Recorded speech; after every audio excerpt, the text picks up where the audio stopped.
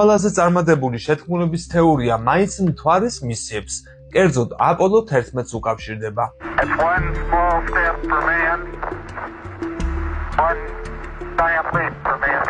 რა დაინახა პირველმა ადამიანმა მთვარეზე? ამასთან დაკავშირებით უპირველეს ყოვლისა უნდა გავიხსენოთ მთვარეზე მყოფი ნილ ამსტრონგის და ნასას წარმომადგენლის დიალოგი, რომელიც ამერიკელმა რადიომოყვარულმა მოისმინა. რა არის ეს რაჯანდაბაა? რა ხდება, რამე გაფუჭდა? აქ დიდი ობიექტებია, სერ, უზარმაზარი. ოღმერთო, აქ სხვა კოსმოსური ხომალდები არის. ისინი კრატერის მეორე მხარეს არიან, მთვარეზე არიან და ჩვენ გვაგვირდებიან. დიახ, ანტენა აფეთქდა, იყო პასუხი. რაღაცა გადაიფრინა მასზე, ვიდრე აფეთქება მოხდებოდა. ამ დროს საუბარში მეორე ასტრონავტი ჩაერთო. ღმერთო, ვფიქრობდი, რომ საერთოდ აგვაფეთქებდა ეს რაღაც. თქვენ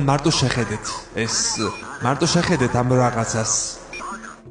მოგვიანებით პრესაში ინფორმაცია გაჩნდა, რომ ამერიკელებს მთვარეზე აგრძნობინეს, რომ ადგილი უკვე დაკავებული იყო და დედამიწელებს იქ არაფერი ესაქმებოდათ. თითქოს და უცხო პლანეტელების მხრიდან მტრული დამოკიდებულებაც კი იყო გამოვლენილი.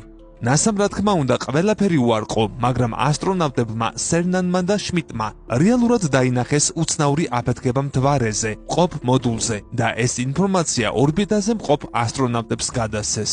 მთვარის ექსპედიციის შემდეგ ამერიკელმა კონსტრუქტორმა ვერნერ ფონ ბრაუნმა აღნიშნა, რომ არსებობს არამიწიერი ძალა, რომელიც უფრო ძლიერია, ვიდრე ჩვენ წარმოგვედგინა.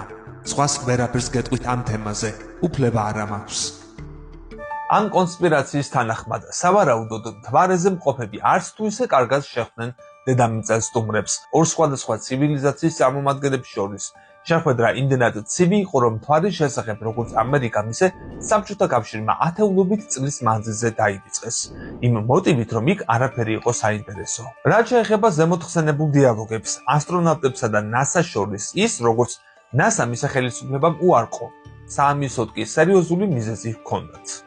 1938 წლის 30 ოქტომბერს რადიო CBS-ის ეთერში რადიო დადგმა გავიდა სამყაროთა ომი ჰერბერტ უელსის იმავე სახელწოდების რომანის მიხედვით. რადიო მსმენელების ერთმა ნაწილმა რეალურად მიიღო რადიოში გადმოცემული რეპორტაჟი მარსელების შემოსების შესახებ და მილიონობით ადამიანი პანიკაში ჩავარდა.